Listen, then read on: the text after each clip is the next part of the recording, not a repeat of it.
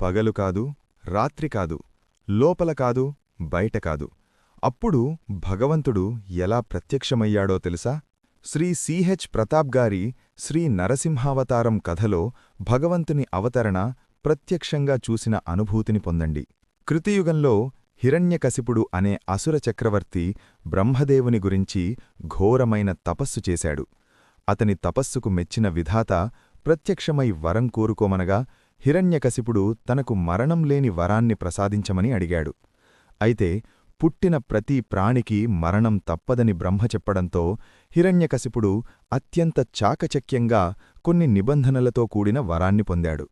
తనకు ఆకాశంలోగాని భూమిపైగాని మరణం ఉండకూడదని, ఆయుధాలతోగాని శస్త్రాలతోగాని చావు రాకూడదని, మనుషులు, దేవతలు, జంతువుల వల్ల ప్రాణహాని కలగకూడదని కోరుకున్నాడు. అలాగే పగలుగాని రాత్రిగాని ఇంటి లోపలగాని బయటగాని తనకు మృత్యువు సంభవించకూడదని వరం పొందాడు. ఈ వరగర్వంతో హిరణ్యకశిపుడు ముల్లోకాలను పీడించడం మొదలుపెట్టాడు. దేవతలను, దిక్పాలను ఓడించి తన పాదాలకు నమస్కరించేలా చేసుకున్నాడు. ఎక్కడ చూసినా హరినామస్మరణ వినపడకూడదని, తన పేరునే దైవంగా పూజించాలని శాసించాడు. అయితే అతని కుమారుడైన ప్రహ్లాదుడు పుట్టుకతోనే పరమ భాగవతోత్తముడు. తల్లి కాయాదు గర్భంలో ఉన్నప్పుడే నారద మహర్షి ఉపదేశం వల్ల ప్రహ్లాదుడు విష్ణుభక్తిని అలవర్చుకున్నాడు. రాక్షసరాజు తన కొడుకును విష్ణువుకు దూరం చేయడానికి అనేక ప్రయత్నాలు చేశాడు. చదువు నేర్పే గురువులైన చండామార్కులు ప్రహ్లాదుణ్ణి మార్చాలని చూసినా ఫలితం లేకపోయింది. ప్రహ్లాదుడు ఎల్లప్పుడూ శ్రీమన్నారాయణుని ధ్యానంలోనే మునిగి ఉండేవాడు. కుమారుని ప్రవర్తనతో ఆగ్రహించిన హిరణ్యకశిపుడు అతడిని చంపమని ఆజ్ఞాపించాడు. ప్రహ్లాదుణ్ణి ఏనుగులతో తొక్కించారు, కొండలమీద నుండి తోసేశారు, పాములతో కరిపించారు, సముద్రంలో ముంచారు, నిప్పులలో వేయించారు. కాని శ్రీహరి కృపవల్ల ప్రహ్లాదునికి ఎటువంటి ఆపదా కలగలేదు. ఏ హాని తలపెట్టినా అతడు క్షేమంగా బయటపడేవాడు. అగ్నిదేవుడు సైతం ప్రహ్లాదుణ్ణి తాకలేకపోయాడు. సముద్రపు అలలు అతడిని సురక్షితంగా ఒడ్డుకు చేర్చాయి. ఇది చూసిన హిరణ్యకశిపుడు సహనం కోల్పోయి స్వయంగా కొడుకును చంపడానికి సిద్ధపడ్డాడు. హిరణ్యకశిపుడు ప్రహ్లాదుణ్ణి నిలదీస్తూ, నిన్ను ప్రతి ఆపద నుండి కాపాడుతున్న ఆ విష్ణువు ఎక్కడ ఉన్నాడు అని గర్జించాడు.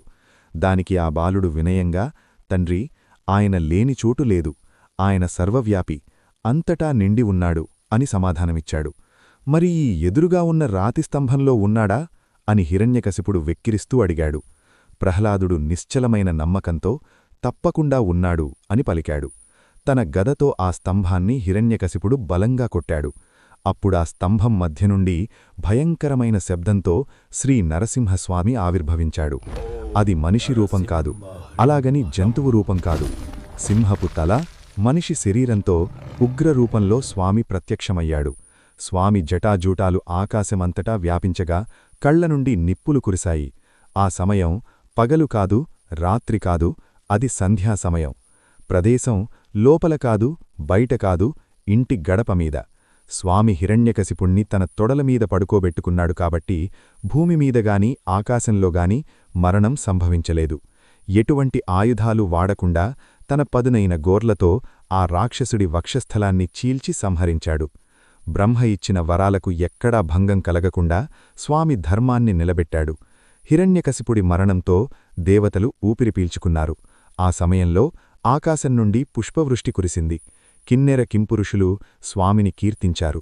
స్వామి ఉగ్రత్వాన్ని చూసి దేవతలు సైతం భయపడి దూరంగా నిలబడగా ప్రహ్లాదుడు మాత్రం భయపడకుండా స్వామి పాదాలకు నమస్కరించాడు.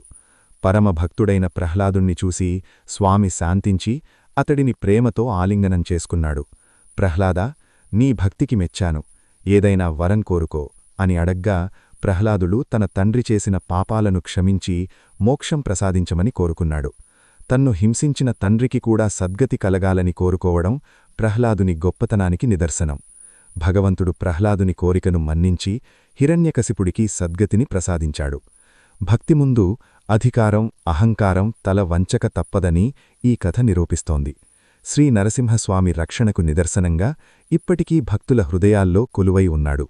లోక కళ్యాణం కోసం భగవంతుడు ధరించే అవతారాలలో నరసింహావతారం అత్యంత మహిమాన్వితమైనది.